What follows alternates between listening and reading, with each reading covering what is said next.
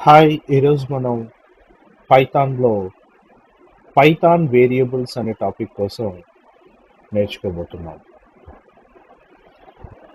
ముందుగా అసలు వేరియబుల్ అంటే ఏంటి? ఏ ప్రోగ్రామింగ్ లాంగ్వేజ్‌లో అయినా సరే అంటే C, C plus plus, Java, Python ఏ ప్రోగ్రామింగ్ లాంగ్వేజ్‌లో అయినా సరే ఒక ప్రోగ్రామర్ డేటాని కంప్యూటర్ మెమొరీలో స్టోర్ చేయడానికి యూజ్ చేసేదాన్నే వేరియబుల్ అనే పేరుతో పిలుస్తారు. అయితే సి, సి ప్లస్ ప్లస్, జావాకి, పైథాన్‌కి చాలా డిఫరెన్స్ అనేది ఉంటుంది.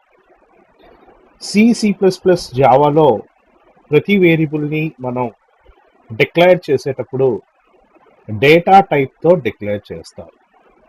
అయితే పైథాన్ ప్రోగ్రామింగ్ లాంగ్వేజ్‌లో ఉన్న స్పెషాలిటీ ఏంటంటే వేరియబుల్‌ని క్రియేట్ చేసేటప్పుడు డేటా టైప్ అన్నది మెన్షన్ చేయాల్సిన అవసరం ఉండదు. సార్ అసలు ఎందుకు డేటా టైప్ అన్నది యూజ్ చేస్తారు? ఒక వేరియబుల్లో ఏ టైప్ ఆఫ్ వాల్యూ స్టోర్ చేస్తున్నామో చెప్పే కాన్సెప్ట్నే డేటా టైప్ అంటారు. అయితే సి, సి ప్లస్ ప్లస్, జావాలో అది ఖచ్చితంగా మనం మెన్షన్ చేయాలి. పైథాన్లో డేటా టైప్ అనే దాన్ని మెన్షన్ చేయాల్సిన అవసరం ఉండదు. రైట్. పైథాన్లో వేరియబుల్ని ఎలా డిక్లేర్ చేస్తారు?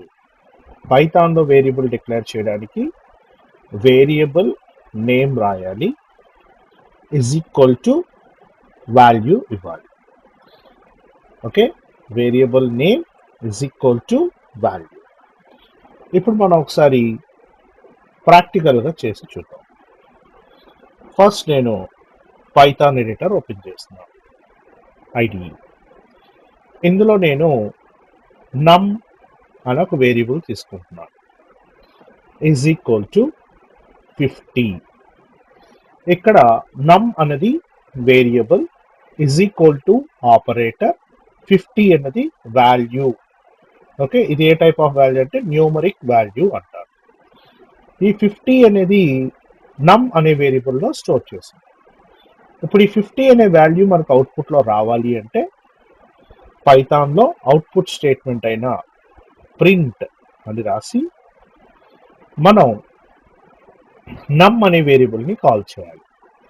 మనం నమ్ అనే వేరియబుల్ని డబల్ కోట్స్లో కానీ సింగిల్ కోట్స్లో కానీ కాల్ చేస్తే మనకు అవుట్పుట్లో నమ్ అని వస్తుంది. మనకి నమ్ రావాలా, నమ్ యొక్క వాల్యూ కావాలా?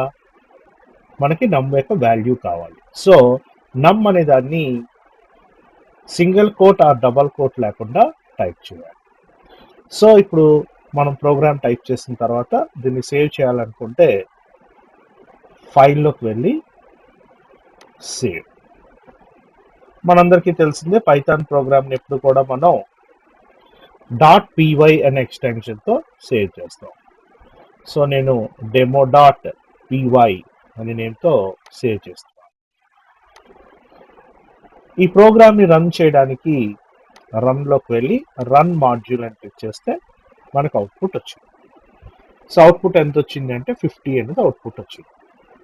అయితే ఈ 50 అనేది ఏ వాల్యూ మనకు తెలియాలి కదా, యూజర్ అనే వాడికి మనం ఏం ప్రింట్ చేస్తున్నాం క్లియర్ కట్గా తెలియాలి. కాబట్టి ఇప్పుడు నేను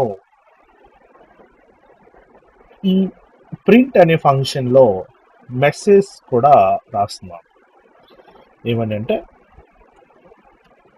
ద వాల్యూ ఆఫ్ నమ్ వేరియబుల్ ఈజ్, ఇక్కడ వరకు కూడా డబల్ కోట్స్లో రాశాను, యాస్టీజ్గా అలాగే ప్రింట్ అవుతుంది. మరి నమ్ అనే వేరియబుల్లో ఉన్న వాల్యూ రావాలి అంటే కామా నమ్ అని టైప్ చేస్తాం.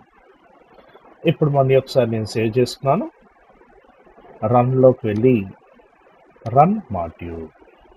సో అవుట్పుట్ ఇప్పుడు ఏమొచ్చిందండి, ద వాల్యూ ఆఫ్ నమ్ వేరియబుల్ ఈస్ 50.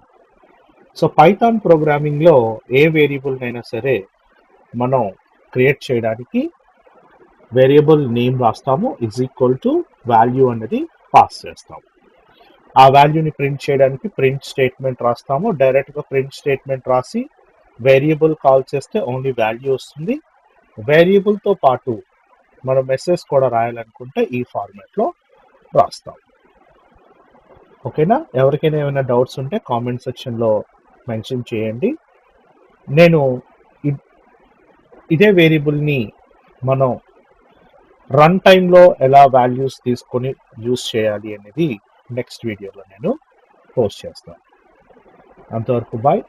మీకు వీడియో నచ్చినట్లయితే లైక్ చేయండి అండ్ నా ఛానల్ని ఇంకా ఎవరైనా సబ్స్క్రైబ్ చేసుకోకపోతే సబ్స్క్రైబ్ కూడా చేసుకోండి.